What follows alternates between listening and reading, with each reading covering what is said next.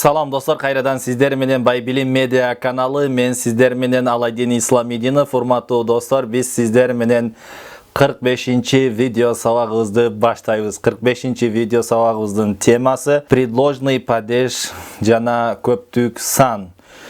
Предложный падеж и множественное число.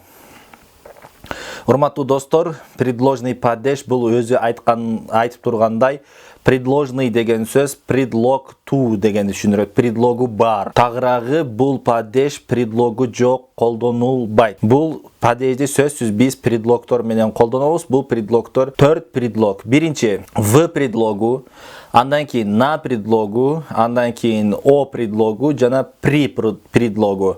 Ушул 4 предлогту в, на, при, о предлогун творительный падеж деп коюлат. Ушунун аты предложный падеж болуп саналат. Предложный падеж көптүк санда 2 окончание алат. Биринчи окончаниясы мисал үчүн ах, андан кийин экинчи окончаниясы болсо ях. Ах, ях деген окончаниялар булар предложный падеждин окончаниялары. Тагыраагы мисал үчүн в предлогунан кийин көптүк сан келе турган болсо, биз анын аягына, ошол сөздүн аягына ах деген окончания кошобуз. Мисал үчүн дама деген сөздү алсак, дама десек үйлөр. Дама. Ошол дама деген сөздүн алдына в предлогун кое турган болсок, дама деген сөздүн аягына ах деген окончания кошот. Ошондо демек в дамах болот. В дамах десе үйлөрдө, көптүк санда в домах үйлөрдө болот. Мисал үчүн андан кийин квартиры десек, квартиры деп турган болсок, квартиралар, ал эми квартиры деген сөздүн алдына в предлогун кое турган болсок, в квартирах болот. В квартирах деп айта турган болсок, квартираларда. Көптүк санда достор, эсиңиздерде болсун, биз женский род, мужской род же средний род деп бөлбөйбүз. Бардыгынын окончаниясы бирдей эле боло берет. Мисал үчүн здания десек, зданиялар болот да.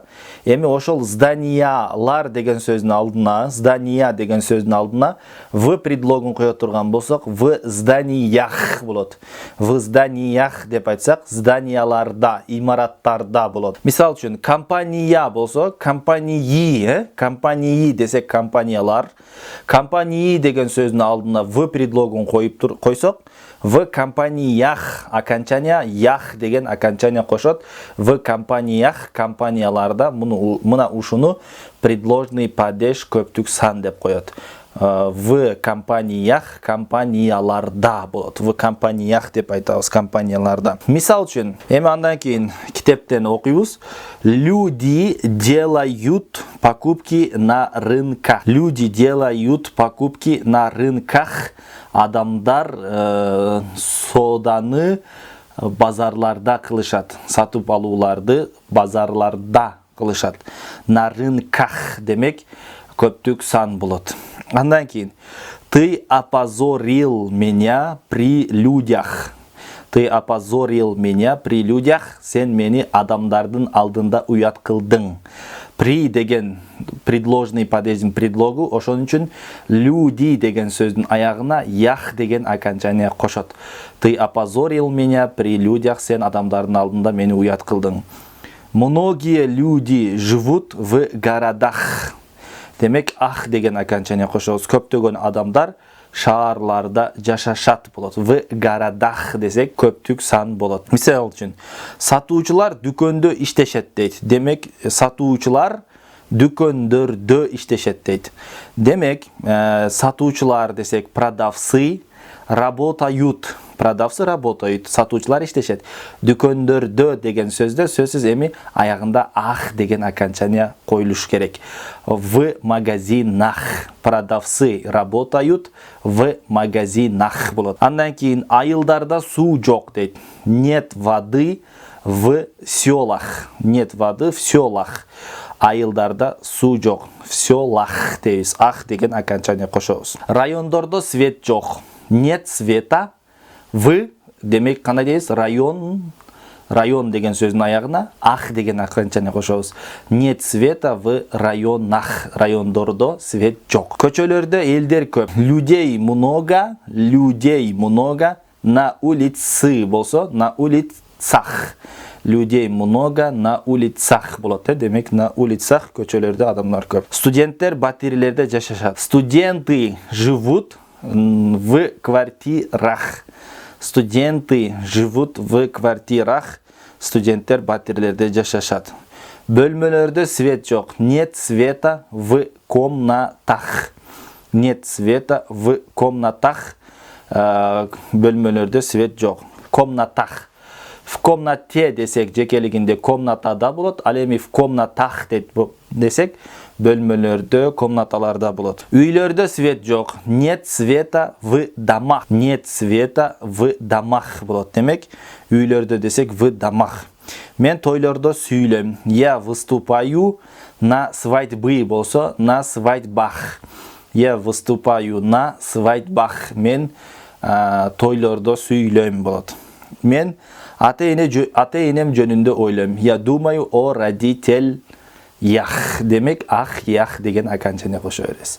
Я думаю о родителях. Эми андан кийин бул жакта биз орусча сөздөргө окончание кошушубуз керек болот. Он вообще не думает о проблемах. Он вообще не думает о проблемы деп турат. Демек, биз эмне деп айтабыз? О проблемах деп айтабыз. Он вообще не думает о проблемах. Ал көйгөйлөр жөнүндө такыр ойлонбойт. Люди живут в домах.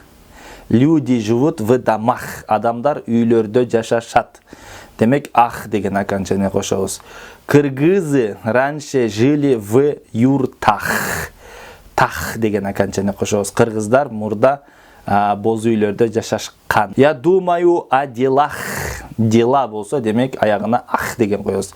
Я думаю о делах. Мен иштер жөнүндө ойлонуп жатам. Андан кийин я вообще не думаю о девушки деп турат. Девушки деп деле турат. Биз буга демек туура окончание коюшубуз керек болот. Я вообще не думаю о девушках. Демек, деген окончание кошобуз. Я забочусь о родителях. Мен ата-энем жөнүндө кам көрөм. Я забочусь о родителей деп турат. Демек, же ях деген окончание коебуз деп айттык. Я забочусь о родителях. Нет учителей в кабинеты деп турат. Кабинеты десе, демек, көптүк санда же ях деген окончание коебуз деп айттык. Демек, нет учителей в кабинетах. Кабинеттерде мугалимдер жок. Нет студентов в аудиториях. В аудиториях. Студенттер аудиторияда жок. Нет студентов в аудиториях. Аудиторияларда студенттер жок болот. Ученики учатся в школах.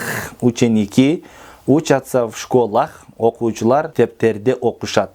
В школах, мектептерде окушат. Студенты учатся в университетах и колледжах. Студенттер университеттерде жана колледждерде окушат. Я учусь на курсах деп айтабыз. На курсах, мен курстарда окуйм.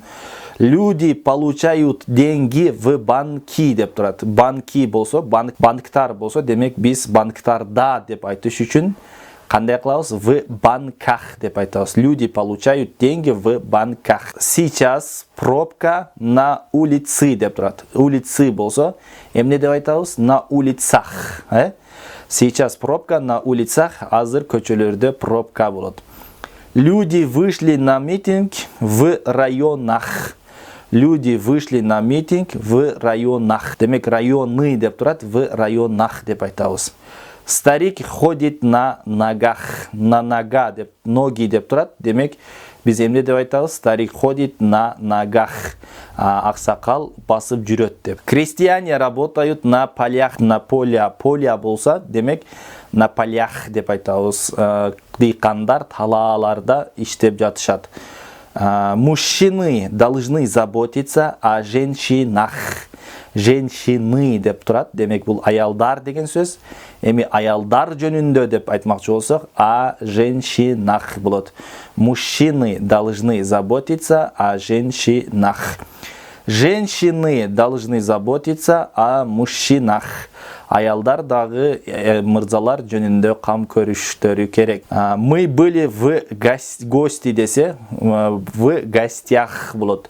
Ошондо биз конокто болдук болот. Мы были в гостях. Көптүк санда демек ушундай ах, ях деген окончание кошобуз, урматтуу достор. Госслужащие работают в госучреждениях. Госучреждения деп турат. Мамлекеттик мекемелер, а мамлекеттик мекемелерде десек в госучреждениях деп айтабыз. Мы часто говорим об этом на занятия, болсо на занятиях болот демек. Мы часто говорим об этом на занятиях, биз бул жөнүндө сабактарда көп айтабыз. Вы можете найти много полезное в книге болсо, в книгах деп айтабыз. В книге болсо сиз китептерден көптөгөн пайдалуу нерселерди таба аласыз. Отец должен заботиться о детях. Ата балдары жөнүндө кам көрүш керек. Отец должен заботиться о детях. Мужчины должны заботиться о семьях. Семьи десе үй бүлөлөр.